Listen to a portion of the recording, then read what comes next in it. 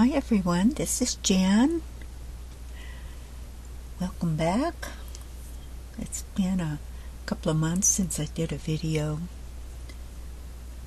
Today we want to do some candle mats, and Gloria Horn did these candle mats, and she does have some directions for them. I'll put this up here.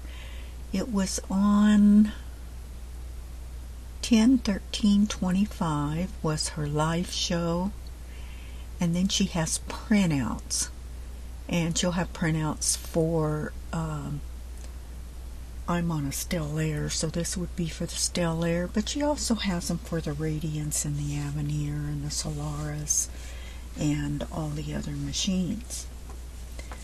Now what I did was the two candle mats I did was, the first one was this one, which I used a hexagon with a fancy fill, and then we did some framework for the center on that one.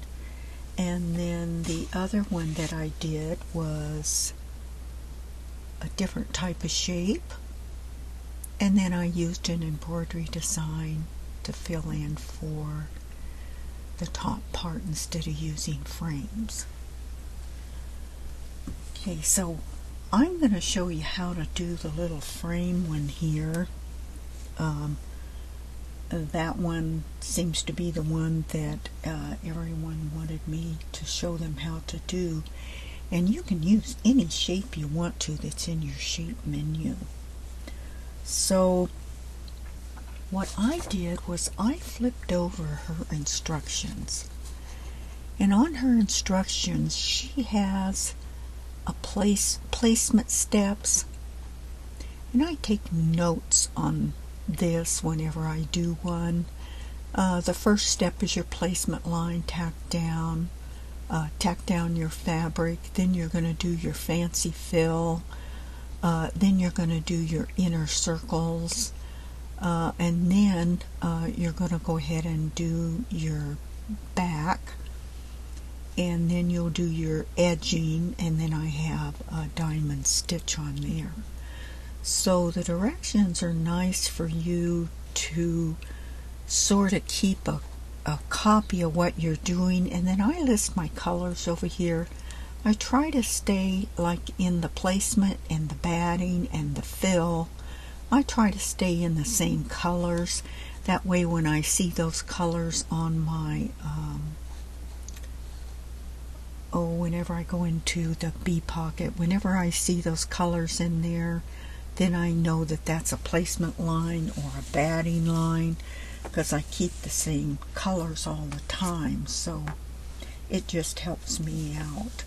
So I'm just going to go step by step here on what you're going to do to create a candle mat. It's just a little bit different layout whenever you're placing your battings and your stiff felt batting for the front. Okay, so the first thing we want to do is step one is to do our placement line. How big do you want to make it? Okay, let me move my little mouse over here so I don't get in the way of having that. So to do that, we need to go into my design center. So I'm just going to tap here, and we need to go into our shapes menu, tap there, and pick a shape.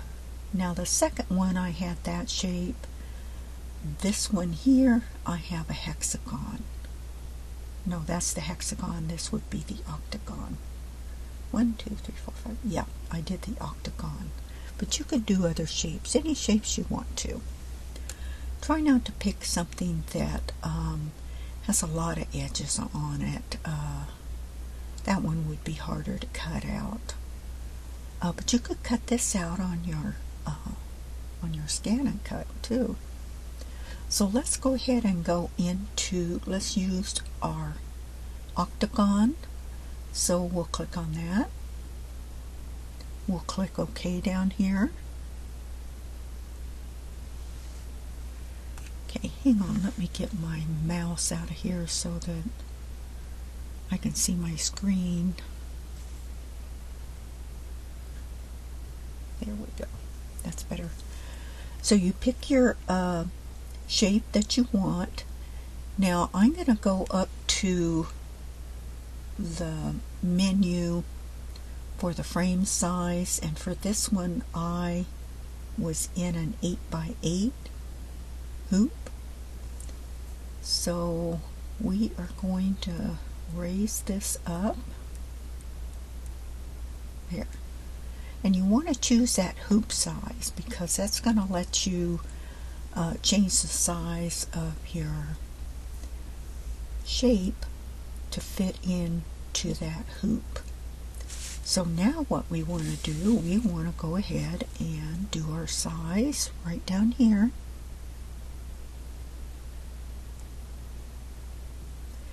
And then for our size, I am going to increase that. Let's see. Now I increased that to, I'm looking at my notes here, probably to about 7.5. That's what I have on here. So we're going to go up here to the increase icon up here. Here's where it tells what size it is, and we're going to go up to about 750.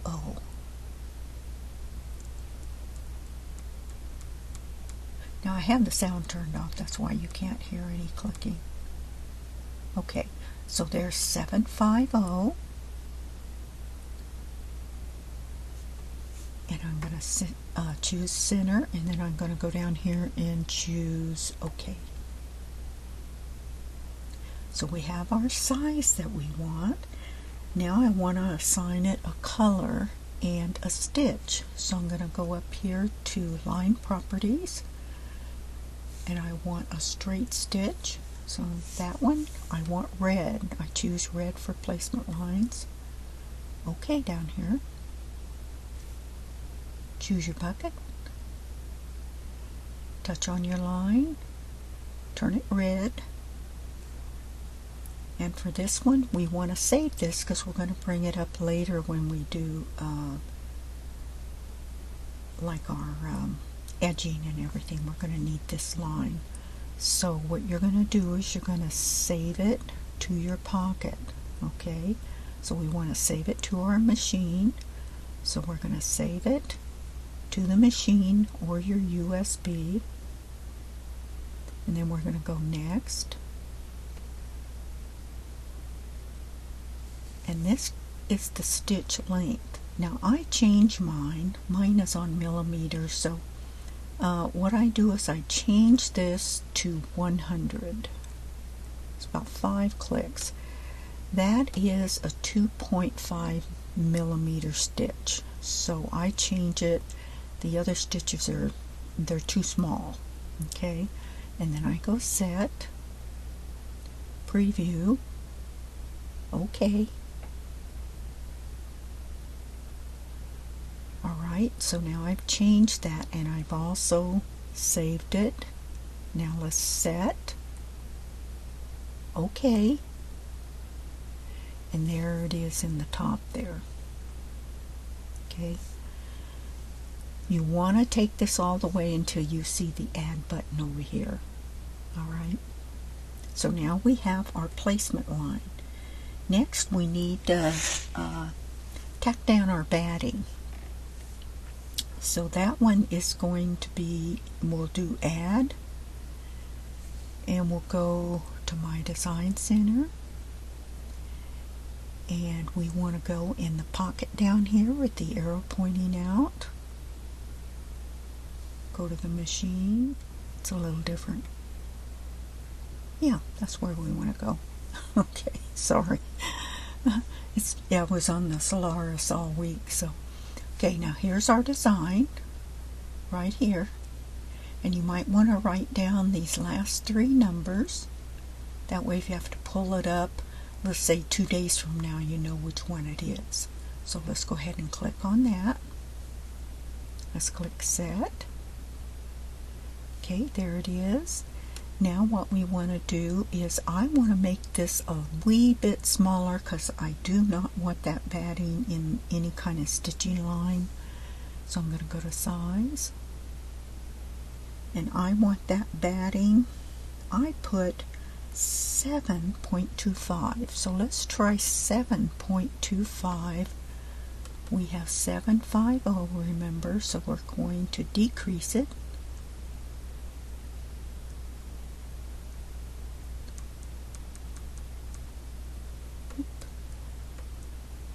I like to keep that better. Okay, 7.25, center it.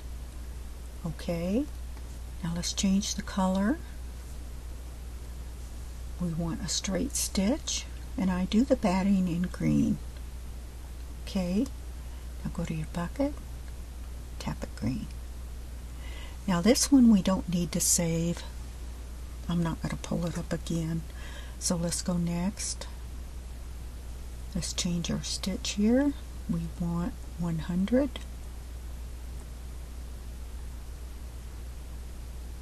Set. Preview. Okay. Set. Okay. And now we have our lime green. Now what I want you to notice is you can see that the green is inside the red. That's what we want. Okay. Now the next step that we do is we want to tack down our fabric. What fabric you're going to use. On this here, I used white fabric, tone on tone. For this, I did not back it in a SF, but you can if you want to. What I did was I used a spray batting, a spray temporary hold, so that whenever I put the fabric down to be stitched, I have spray adhesive on the back of it, and what I do is I start, when I lay the fabric down, I'm going to start from the center and push out like that, and then I don't have any wrinkles or anything. The fabric is very stable, and that way I don't get any puckering on it. So the fabric tacked down is going to be the same size as our placement line. So I'm going to go add, and I'm going to go into my design center.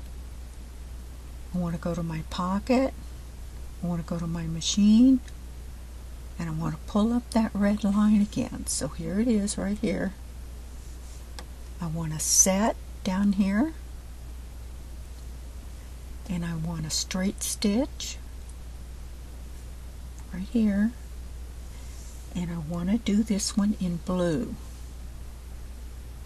Okay, go to the bucket, touch the line blue, and then go next. I don't need to save this one either. Let's change our stitch to 100, 5 clicks, set, preview, okay, set, okay, and now I have my fabric placement line. Okay, so the next thing, now here she has trim batting and fabric. Now she will have, she trimmed the fabric and the batting at the same time. What I like to do is, once I get the batting down, I like to trim the batting right after I put it down. So right here on the green one, once you get your batting on there, your stiff batting, let me show you this stiff batting. Okay, here it is. Now I buy the 9x12 sheets of stiff felt batting. okay? And rather than, I used to buy it by the yard. I think it's called Shape Form or something like that, and you buy it by the yard. I don't care for that by the yard because when they mail it to you, they have to fold it and it's going to have creases in it. And when I kept it here, it got dusty and was kind of dirty after a while of having it just folded up in here. So I found these stiff felt squares, and I got them on Amazon. They're 2 millimeters thick, and they work just fine. So that's what I used. And what you want to do, what I did was, once I stitched the backing down, then I went ahead and I trimmed all around and took the excess batting off, and then I went ahead and put my fabric down, and my fabric had spray adhesive on the back of it. So the next thing we want to do, we have our tack down of our fabric. We want to do our fancy fill. So I want to go add. I want to go design center. And I want to go to the pocket. We want to go to the machine. And I want to pull up this red hexagon again. I want to set. And for this, we want a no sew because we're doing a fill. So I'm going to go up here to line properties. I'm going to go no sew. Okay. Bucket. I'm going to touch the outside of that hexagon. It turns gray. Then I'm going to go right down here to fill properties, and I'm going to choose a fill. Now the fill that I chose, had a delay there. I wanted a fill that had like a center in it because I wanted to put that circle around the center. So what I did was I just went ahead and scrolled through here till I found a design. Now this one I think doesn't have as many designs on it as the Solaris. But you want something. Now we can, let's go back up here. We can go ahead, let's choose this one. Let's choose that one right there because it has a center point in it. So we'll choose that one. That's number 3. Click OK. And I'm going to change it to blue, a darker blue. OK. Now go to your bucket, your fill bucket, and touch inside the hexagon or octagon. Okay, and there is your design. Now it doesn't look like it's centered yet, but it will be when we go to the next step there. Okay, I'm not going to save this, but I'm going to go next, and it's going to give us a chance to change the settings. Now, on that other one, I went up to 160, so let's go here. Let's bring that up to 160, and let's see, does this give me an option for an outline? Boy, I sure hope it does. What is that? Outline, yes. Okay, yes, you want to turn your outline on. Okay, let's see what this looks like. Preview. Okay, now it should center it. Now see how we have a little center in here, and what I'll do is put that little frame around that. Now that might be Well, it might work out. It might be the right size. We'll have to see. Okay, go set. Okay. Alright, and there is our fill. So you would go ahead and stitch your fill out. And then the next thing we would do is go ahead and put our circle. We want to put in our frames that we have in here. So let's go add. And this time we're going to go up to number 4 up here. And the first one I put down was, because I want to show you how to do the frame. So this is one of the frames that we have here. Now you can combine them, different ones that you want. We could do this one here and then go ahead and put that one on the top if you wanted to.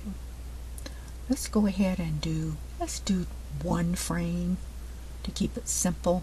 So I'm going to take number 5. Let's go set. And I want to go up here to edit, size, and we want to increase that. Now I want this, see, I'm checking my design, and I want part of my design, see, to be in here. I want it to look like that design. So you're going to have to adjust it depending on what frame you use.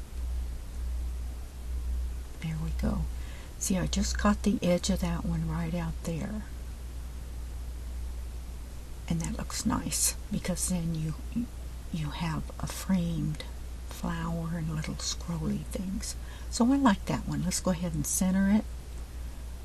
Okay, and that's what, 540. All right, so we have a circle, and the next thing that we would want to do is to tape our fabric to the back or the batting. What I did was, see, next we're going to want to do the edgings, but we have to get our fabric on the back, and we have to get I used a stabilizer. Now I used, this is embroidery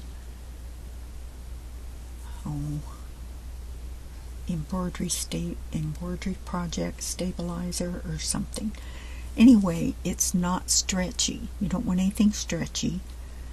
You don't want anything bulky for the backing there. But what I did was I laid this down. When I flipped it over, I laid this down.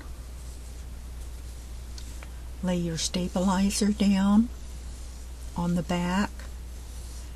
And I used spray adhesive, and then I went ahead and put the fabric on top of this.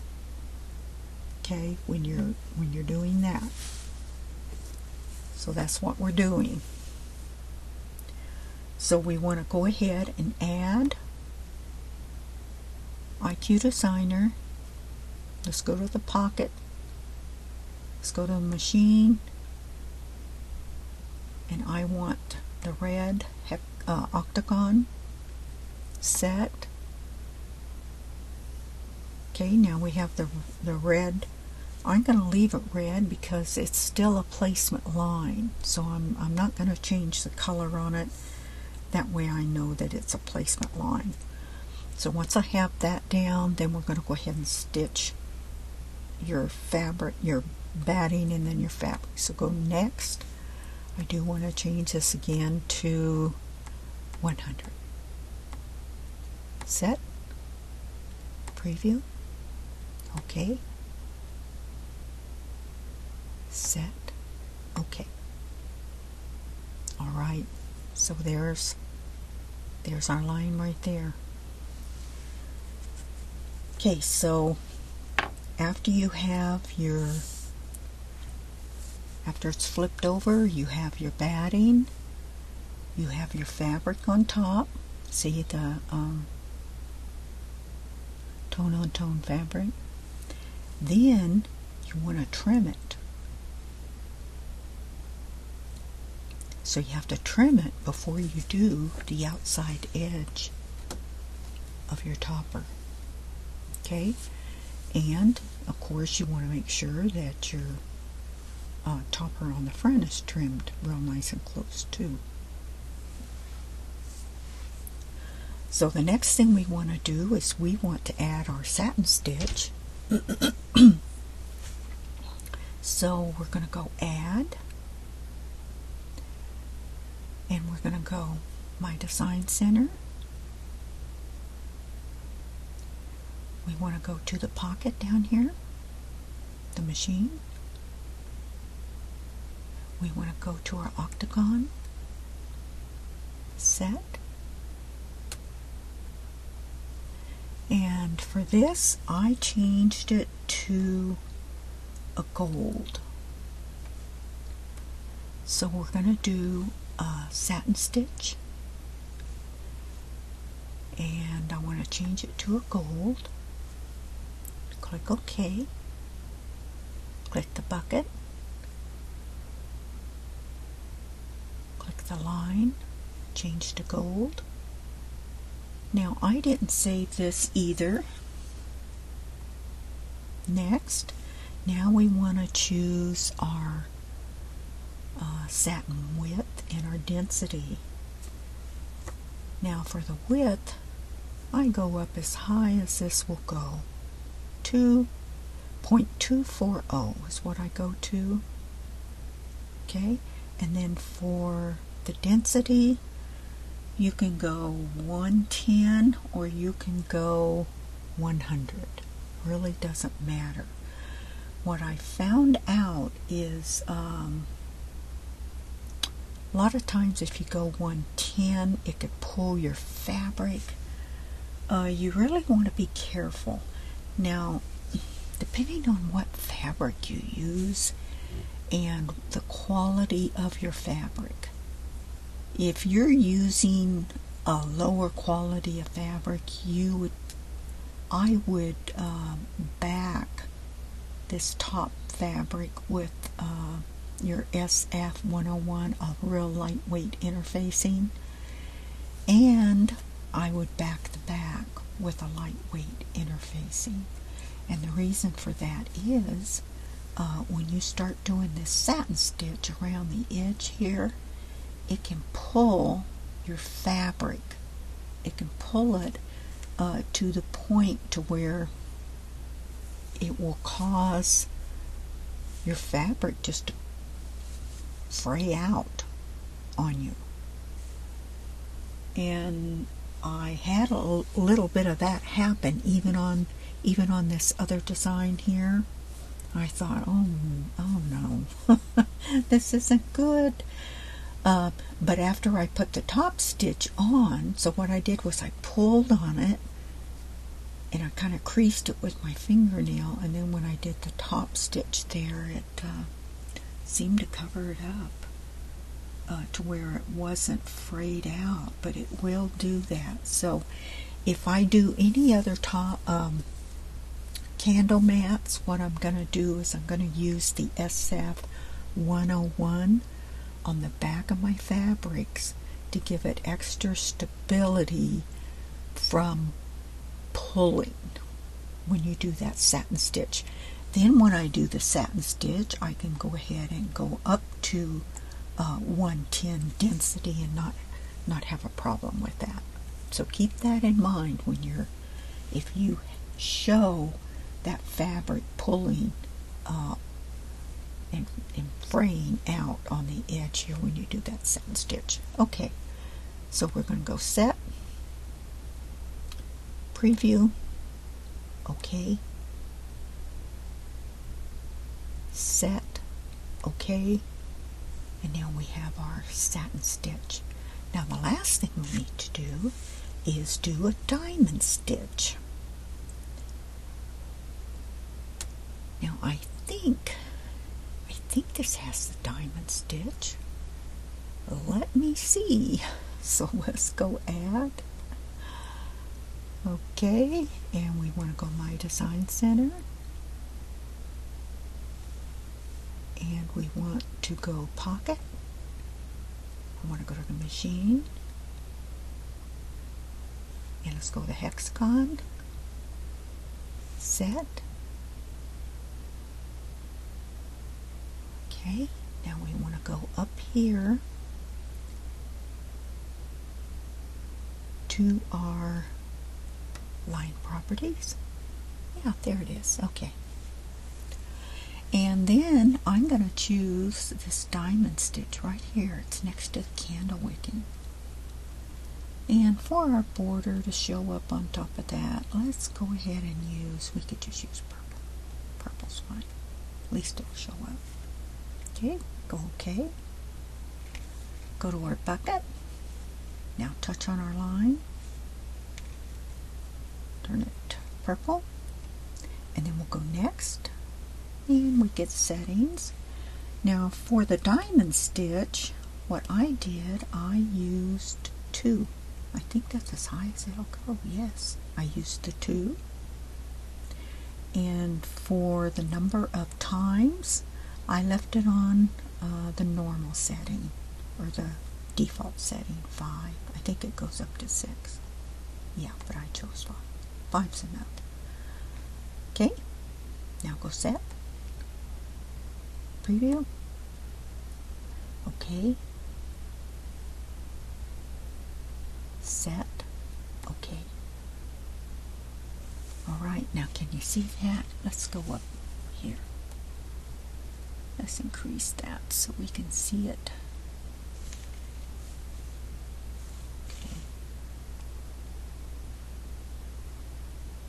There we go. Okay, can you see that little diamond stitch running around here? Yeah, it goes right down the center there. I would like to see it a little wider, but that's as wide as it'll go, or that's as big as it'll go on the satin stitch. So that's a little diamond stitch. Okay, so let's go ahead and review what we have here and what we're going to do. So let's go, before we save this, let's go over here to the little stitch out here, and we're going to go over here to the plus sign, and we're going to do stitch out. So we go right here. I'm just going to leave it on 1 right now. Okay, and push on the little arrow. That's your placement line. There's your batting line. Trim it. Then you're going to go back and put your fabric on. Remember, back your fabric with SF101, and then you go ahead and stitch out your design. Don't trim the fabric yet until after you've stitched out all of your frames and your background here. Go ahead and leave your fabric on, and we'll trim it at the same time that we trim the back when we start doing the edge. So you go ahead and do your fancy fill, and once the fancy fill is done, we go ahead and do the frame. And once this frame is done, we're going to flip it over, and we're going to put our batting and our fabric with the SF101 on and trim it. Trim the front also when you do that, and then you're going to do the outside satin stitch.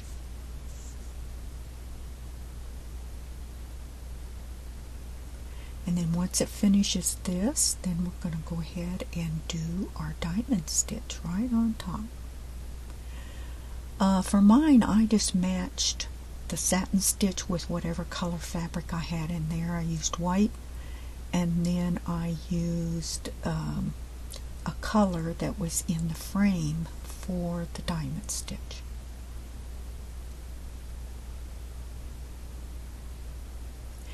once you do that,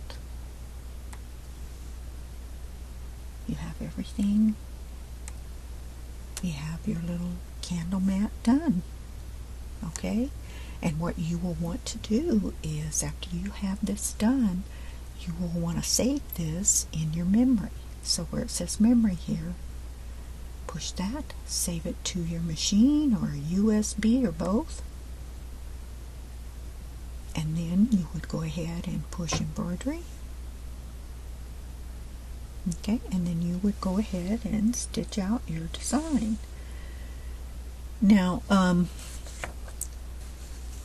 you might want to print these out, these instructions that Gloria has. Now, you can go on her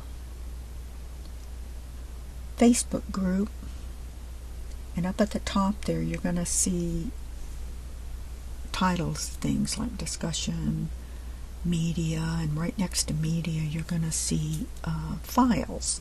So you would click on files, and then you, in the search bar there's a little area, you click on the search, and then under that you would click on candle mat. You would type candle mat, and then make sure you separate the two words like she has here, candle mat, and that would bring up her instructions. And then you click on those and you print them out on your printer, and that's how you would get to her instructions.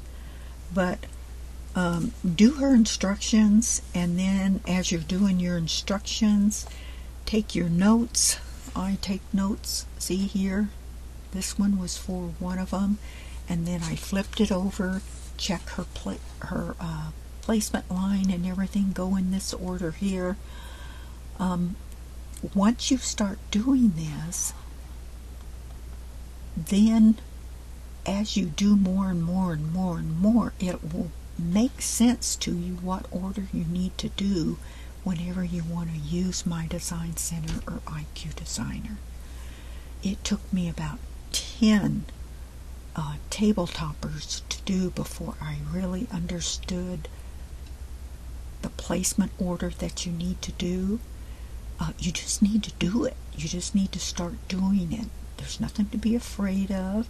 If it doesn't work out, you can back out of it, or you can delete it. Now, when I'm doing these designs, I just don't whip them out. I do a lot of deletes, and I do a lot of start overs. So that just comes with learning how to use My Design Center or IQ Designer. Now, when you want to do this little design here, let's talk about this little design here. Now again, you're going to do the same thing, only you're going to use a different shape. And after you do your fancy fill, instead of doing the frame, you're going to pull in a design. Okay, and then you can stitch your design on. Now you will, on the steel layer, it doesn't have a projector, so you will have to take a photo. You will need a hoop that has those letterings on top and on the back, so that you can, I got one down here, but anyway, you're going to need that so that you can take a photo, and then I think it goes to the machine, and then that way you can see your project in the hoop. And then when you bring your design in, then you can size it the way you want to.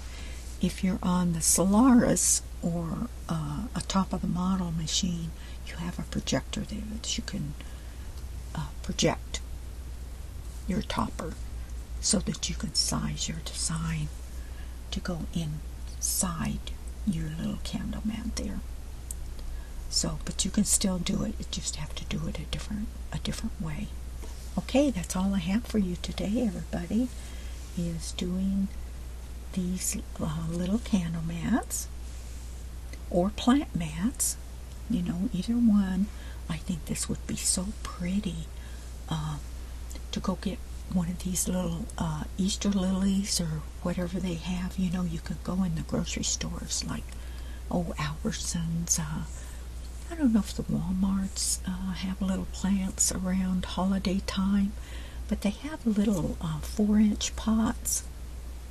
Get you a little plant or something, and you can do a design like this. This design is from Embroidery Library, and you can use it as a plant mat. Make sure the saucer on the plant, you have a saucer under the plant, and you can give that as a gift, as an Easter gift or birthday gift or anything. Put it right in the center, and that's why this has a little center deal. They're wonderful to look at with a little plant on top of it, or a little, you can do your little votive cup, little candle. Let's see, can you see that? See your little votive candle right in the middle there. Use battery operated lights in it, a little mason jar with those little lights in it you could use for that on it. Okay, everybody, I'm going to go ahead and get this up on my YouTube site. Also, check my eBay store. I have all these toppers. I don't make all these toppers just to keep piled up in my house here. I have an eBay store, and as soon as I finish with them, I list them on eBay. Most of the time, I do not repeat my designs. They're all just one of an original design thought that I do, and you can go ahead and get any of these toppers on my eBay store. Okay, I also, if you want to contact me, go to Facebook Messenger, and you can contact me if you have any questions. Also, if you go to my eBay store, you can, I think they have a deal where you can follow me. I know they do on Facebook. I have a lot of followers on Facebook, and I didn't know what that was when it said followers. You have 200 or 300 people following you. I didn't know you could do that. But what I do is every day I send a topper that I've made with a link to my eBay store, so that if you want to purchase it, you go to my Facebook page and you can click on that link, and it'll take you to eBay, and you can purchase that topper. These toppers, I don't sell them for a whole lot. They're $15 for these toppers. My other toppers, my big round toppers that I have, those are $19 to $24, depending on how much fabric I use. If I use 3 layers of fabric, then it's, I think, $24, and 2 layers, about a 9.5-inch round, would be $19. And the shipping is reasonable because they're lightweight. And I also have to where if you want to buy more than one topper, we can combine it as long as you do it in the same order, and I refund you the difference in your shipping charges, because shipping's outrageous.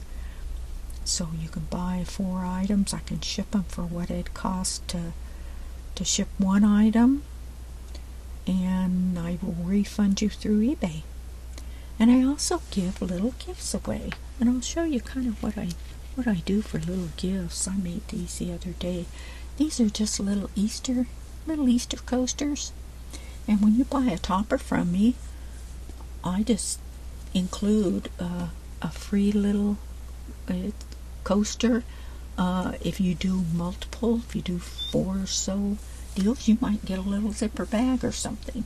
So I always include a free gift, and what I try to do is I try to match the fabric that to the topper that you've done, because when you do toppers, see, remember when you do the round toppers, you have a round circle.